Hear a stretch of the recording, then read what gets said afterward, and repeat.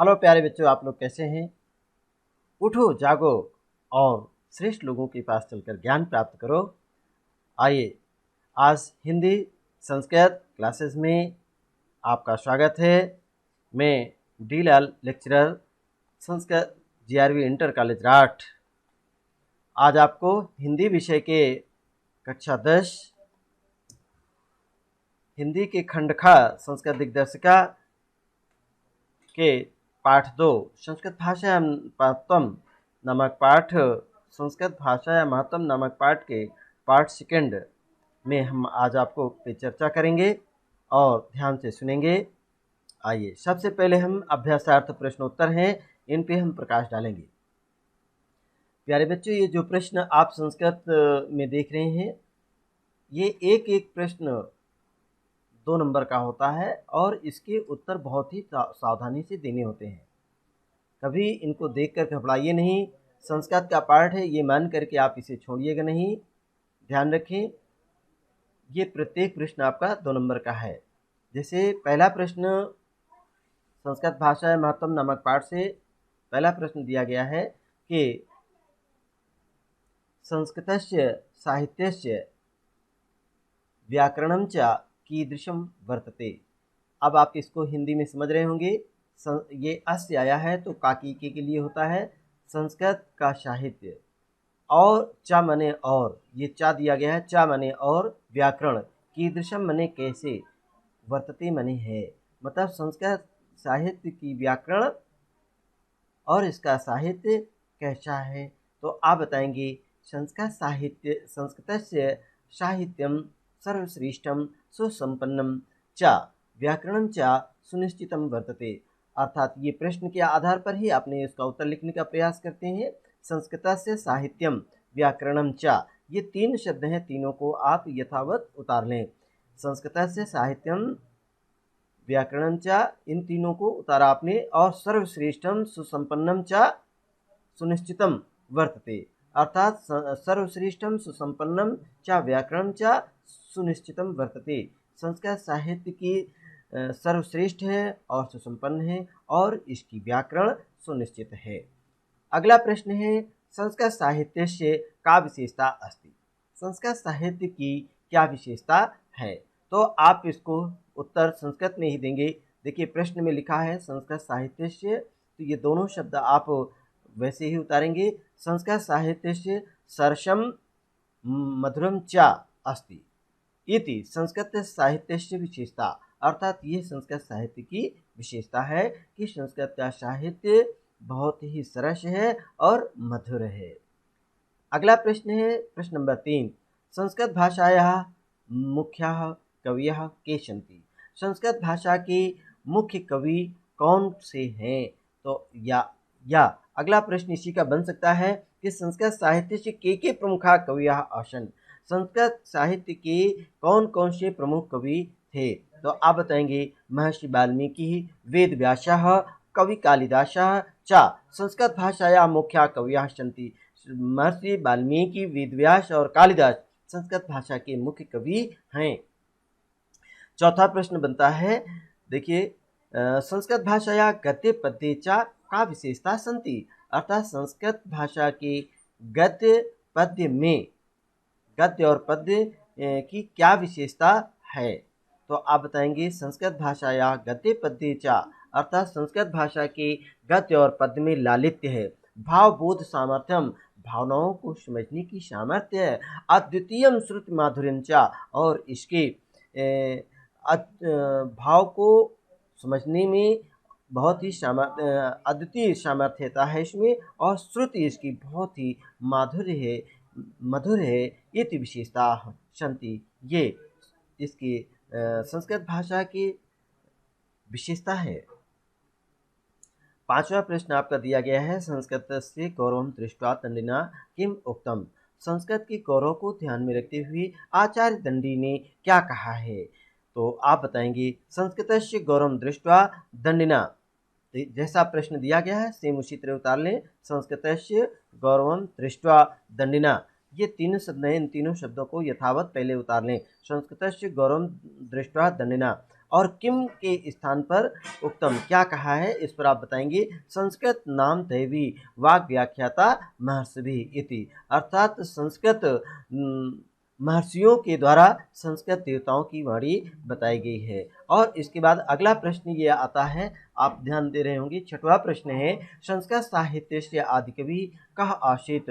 संस्कृत साहित्य के आदि कवि कौन था? तो कह माने कौन, आशित माने था। ये एक वचनकर्ता के लिए एक वचन क्रिया का प्रयोग किया गया है। और इसी को आप दूसरा प्रश्न भी इसका बन सकता है कि आदि कवि कह कहते थे, अर्थात आदि कवि कौन कहे जाते हैं। तो आदि कवि के रूप में उत्तर दिया गया है संस्कृत साहित्य से आदि कवि। ये तीन शब्द हैं, इनको यथावत उतार लें। संस्कृत साहित्य से आदि कवि कह के स्थान पर वाल्मीकि ही आसीत। जैसा प्रश्न है वैसे ही आपने उत्तर उतारा, और प्रश्नात्मक शब्द के स्थान पर जो वास्तविक उत्तर था वाल्मीकि, वो आपने नाम लिख दिया। सातवां प्रश्न है, संस्कृत भाषा प्राचीना अथवा नवीना अस्ति, कथय माने कौन सी है। तो अर्थात संस्कृत भाषा प्राचीन या नवीन है, क्या है। तो इस पर आपको बताना है संस्कृत भाषा प्राचीना अस्ति, अर्थात संस्कृत भाषा सबसे प्राचीन है। आठवां प्रश्न है, का भाषा अस्माभिः मातृसमं सम्माननीय, अर्थात हमारी कौन सी भाषा, का माने कौन, यहाँ पर देखें का भाषा माने कौन सी भाषा, अस्माभिः माने हमारे लिए, मातृसमम माने माता की समान, माननीय माने सम्माननीय है।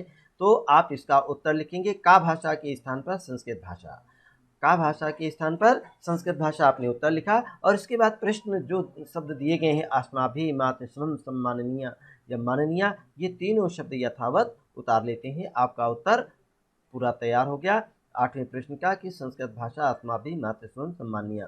और इसके बाद चलते हैं, ये आपका नौवां प्रश्न है। नौवां प्रश्न में दिया गया है कि भाषासु प्राचीनतमा श्रेष्ठा च भाषा का अस्ति, अर्थात भाषाओं में सबसे प्राचीन और श्रेष्ठ भाषा का भाषा में अस्ति, अर्थात कौन सी भाषा है। तो आप बताएंगे सबसे प्राचीन सभी भाषाओं में प्राचीन, सबसे प्राचीन, भाषासु प्राचीनतमा, श्रेष्ठाचा, ये तीनों शब्द यथावत प्रश्न से उतार लिया। भाषा और संस्कृत भाषा अस्ति, कौन सी भाषा है, संस्कृत भाषा। आप जान रहे होंगे सभी भाषाओं में सबसे प्राचीन और सबसे श्रेष्ठ संस्कृत भाषा है। इसके बाद 10वां प्रश्न है अगला, संस्कृत साहित्य से अनुशीलन के गुण संजायन्ते, अर्थात संस्कृत साहित्य के अनुशीलन से कौन कौन से गुण आ जाते हैं या प्राप्त होते हैं। तो आप बताएंगे संस्कृत साहित्य से अनुशीलन के स्थान पर आप ये लिखेंगे, दया, दानम, शौचम, औदार्यम, अनुसूया, क्षमा च एते अन्य या एति गुणाः संजायन्ते। इसका हिंदी में बनेगा, संस्कृत साहित्य के अनुशीलन माने अध्ययन करने से या पढ़ने से, ध्यान करने से, दया करना, दान देना, शौचम माने पवित्रता, औदार्यम माने उदारता, अनुसूया अर्थात ईर्ष्या न करना, और क्षमा मतलब क्षमा करने का, ये और अन्य ये गुण संजायन्ते माने प्राप्त हो जाते हैं या आ जाते हैं।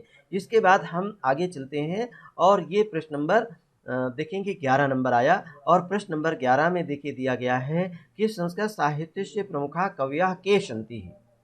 तो आप इसका उत्तर देखेंगे कि पहले आप प्रश्न का समझें कि संस्कृत साहित्य के प्रमुख कवि के माने कौन कौन से हैं। तो प्रमुख कवियों में आप बताएंगे संस्कृत साहित्य से प्रमुखा कविया, जो आपने प्रश्न में देख रहे हैं उन्हीं शब्दों को, प्रश्न की को यथावत आप उतारने का प्रयास करें कि संस्कृत साहित्य से प्रमुखा कविया, ये पूरा शब्द उतार लें, संस्कृत साहित्य से प्रमुखा कविया। अब के स्थान पर आप उन संस्कृत के जो प्राचीनतम कवि हैं उन सभी के नाम लिखेंगे, जैसे वाल्मीकि, महर्षि वेदव्यासः, कालिदासः, भासः, भारविः, भवभूति इत्यादयः सन्ति, अर्थात ये प्रमुख कवि हैं।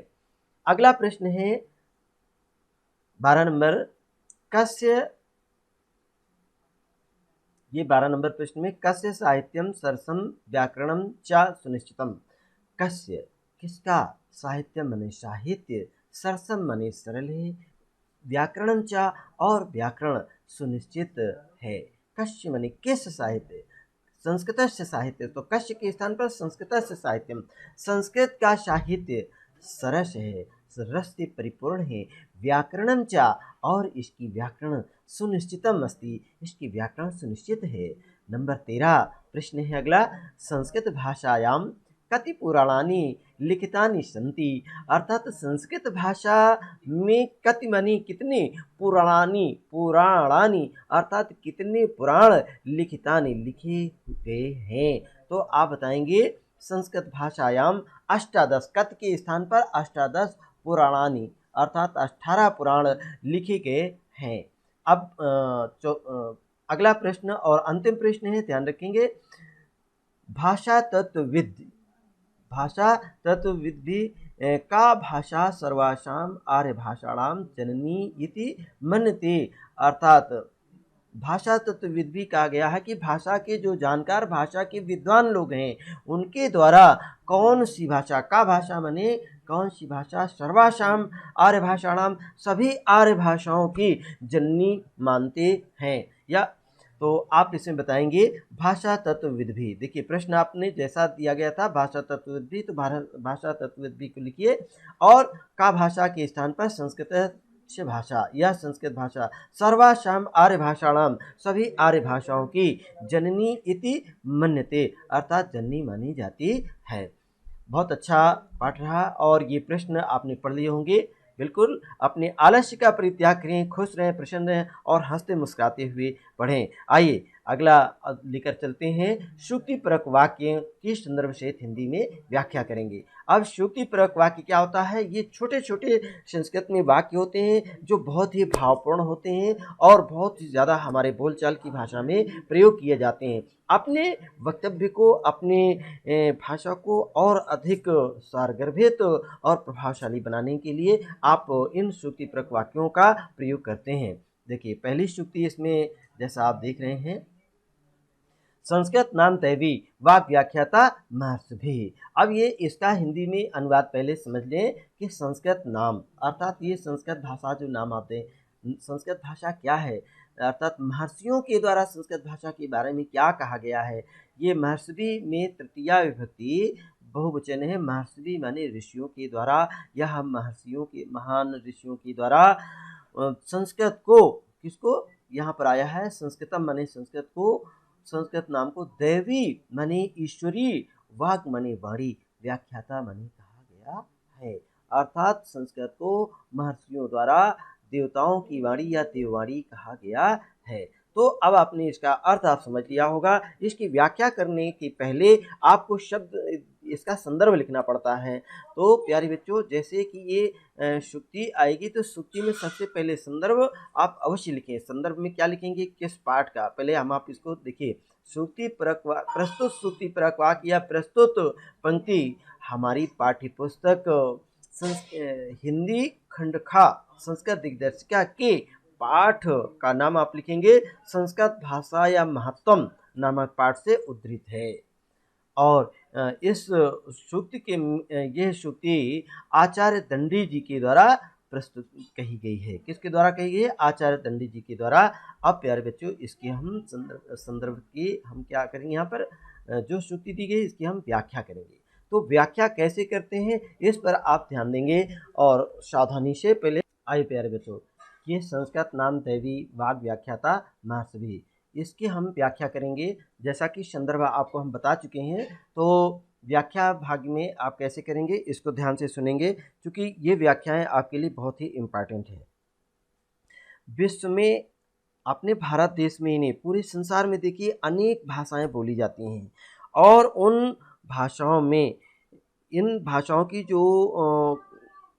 भाषाओं में प्रचलित मानवीय मूल्यों का जो ज्ञान विज्ञान है, कला है और साहित्य है, ये इनका संस्कृत में इसका जितना भंडार है, चाहे वो नैतिक मूल्यों का, मानवीय मूल्यों का हो, चाहे ज्ञान विज्ञान का हो, चाहे कला और साहित्य का हो, जितना अपार भंडार संस्कृत साहित्य में है वैसा भंडार किसी भी अन्य साहित्य में नहीं है। और याद रखें, जितना सुंदर, जैसे आप सभी वेद और पुराण, महाभारत, रामायण, सभी जो ज्ञान से भरपूर हमारे साहित्य हैं, वो सभी संस्कृत भाषा में लिखे गए हैं। और इससे सिद्ध हो जाता है कि ये संस्कृत बहुत पढ़े लिखे विद्वान लोगों की भाषा है। इसीलिए आचार्य दंडी ने ठीक ही कहा है कि संस्कृत हमारी ये संस्कृत भाषा देवताओं की वाणी है। ये देवताओं का तात्पर्य यहाँ पर ईश्वर की वाणी मान लिया गया, या इसे मान लें कि बहुत विद्वान और पढ़े लिखे लोगों की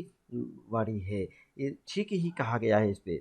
तो इन सभी धार्मिक ग्रंथ पुराण संस्कृत में ही लिखे गए हैं। यहाँ तक कि हमारी जो सांस्कृतिक परंपरा का निर्वाह भी संस्कृत के द्वारा ही, वेद मंत्रों के द्वारा ही किया जाता है। इसलिए इसे महर्षियों के द्वारा देवताओं की वाणी कहा गया है या ईश्वर की वाणी कहा गया है। प्यारे बच्चों, इसके बाद हम लेकर चलते हैं, ये अगली सूक्ति है, आप देख रहे होंगे, भारत मातुः स्वातंत्र्यं गौरवम् अखंडत्वं सांस्कृतिक एकत्वं च सांस्कृतेन धन एव सुरक्षितुं शक्यते। अर्थात भारत माता की स्वतंत्रता, गौरव, अखंडता तथा सांस्कृतिक एकता संस्कृत से ही सुरक्षित रखी जा सकती है। आप इसका सबसे पहले संदर्भ लिखेंगे कि प्रस्तुत सूक्ति परक वाक्य हमारे पाठ्यपुस्तक हिंदी खंड का संस्कृत दिग्दर्शिका के संस्कृत भाषा या महत्तम नामक पाठ से अवतरित है। और इसमें लेखक संस्कृत भाषा के राष्ट्रीय और सांस्कृतिक परिप्रेक्ष्य में इसके महत्व को बताया जा रहा है। आप ध्यान से सुनेंगे, इसमें व्याख्या करेंगे। अब इसके बाद हेडिंग डालेंगे हम व्याख्या। यहाँ पर व्याख्या में घबराइए नहीं, और व्याख्या को इसी पाठ से संबंधित जो कहानी के रूप में आपको सुनाया गया, या पाठ संस्कृत भाषा के बारे में जितनी अधिक से अधिक आप इसकी जो प्रशंसा हो सके उसका सोच समझ कर इसमें उत्तर दें। देखें कैसे इसका वर्णन करेंगे। भारत में आज अनेक प्रादेशिक भाषाएं भी हैं, जिसमें कि आप महाराष्ट्री ले लीजिएगा, गुजराती ले लीजिए, बंगला भाषा है तो कहीं कन्नड़ भाषा है, कहीं अवधी भाषा है, कहीं ब्रज भाषा है तो कहीं राजस्थानी भाषा है। ये जितनी भी भारत की अनेक भाषाएं हैं, उनमें भारत के विविध प्रकार के सभी प्रदेशों की जो सांस्कृतिक क्रियाकलाप होते हैं, उन सभी को, और लोगों के जो दर्शन हैं, जो आकांक्षाएं हैं, वो सभी संस्कृत भाषा में ही लिखे गए हैं। किंतु आज समस्त भारतीय जनों को एकता के सूत्र में बांधने में उन्हें देश का प्राचीन गौरव का जो स्मरण कराने में तथा सांस्कृतिक एकता का अनुभव कराने में, या सांस्कृतिक एकता जन जन में उनकी सांस्कृतिक एकता की जो भावना पैदा करने में, तथा जितनी संस्कृत भाषा सहायक हो सकती है उतनी कोई अन्य भाषा उसमें सहायक नहीं है। जितने सुंदर, मधुर और लालित्य में ये संस्कृत भाषा है, उतना संस्कृत से ही उत्पन्न हुई अन्य भाषाओं में उतना लालित्य नहीं है। चाहे वो हमारी हिंदी भाषा हो, राजस्थानी, तेलुगु, मलयालम, कन्नड़, इनमें उतना जितने भी हमारे सांस्कृतिक कार्यक्रम होते हैं, जन्म से लेकर मृत्यु तक जितने भी कार्यक्रम करते हैं, वो सभी संस्कृत भाषा में ही बोले जा रहे हैं। सारे वेद मंत्रों का क्रियाकलाप वो सभी संस्कृत में ही करते गए हैं। इसलिए कहा जाता है कि ये कह सकते हैं कि अतः संस्कृत के पठन पाठन की उपेक्षा किया जाना उचित नहीं है। अर्थात ये सिद्ध कर दिया, लेखक का मानना है कि वर्तमान समय में संस्कृत के महत्व को प्रतिपादित करके उसके अध्ययन के प्रति भारतीयों को प्रेरित करने का इसमें असफल प्रयास किया गया है। तो इससे सिद्ध कर दिया कि भारत की एकता, भारत की अखंडता और भारत की सांस्कृतिक एकता को सुरक्षित रखने के लिए संस्कृत भाषा का अध्ययन परम आवश्यक है। अर्थात संस्कृत भाषा की उपेक्षा करना उचित नहीं है। ये इसकी व्याख्या होगी।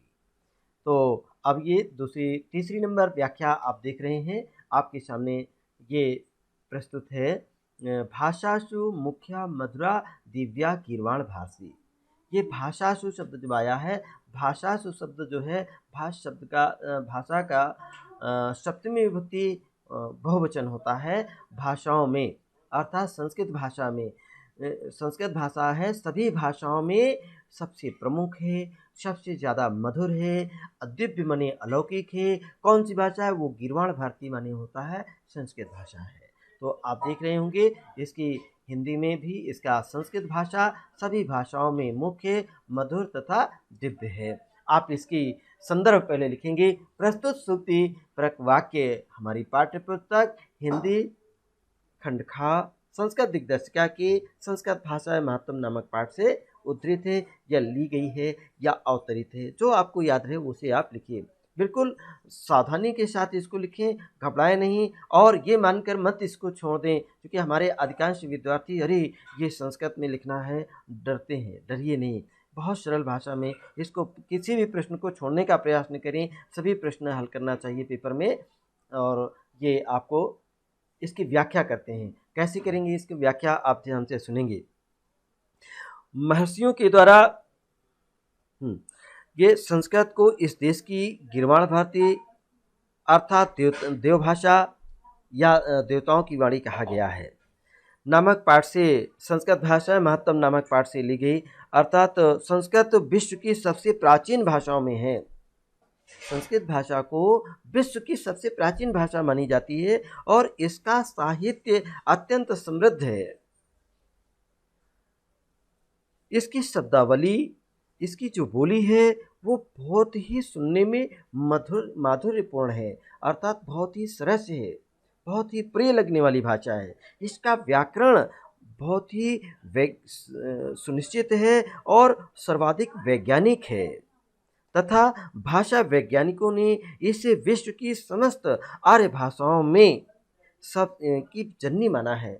विश्व की सभी आर्य भाषाओं की जननी मानी जाती है। अतः ये सामान्य भाषा न होकर के सबसे दिव्य अर्थात अलौकिक भाषा कही जाती है। इस तरह से ये इसकी व्याख्या करेंगे और ध्यान रखेंगे। विशेष रूप में आप कह सकते हैं कि कवि ने संस्कृत भाषा की गुणवत्ता और समानता को एक सूत्र के रूप में प्रस्तुत किया है जो संस्कृत भाषा के महत्व को प्रकट करते हैं।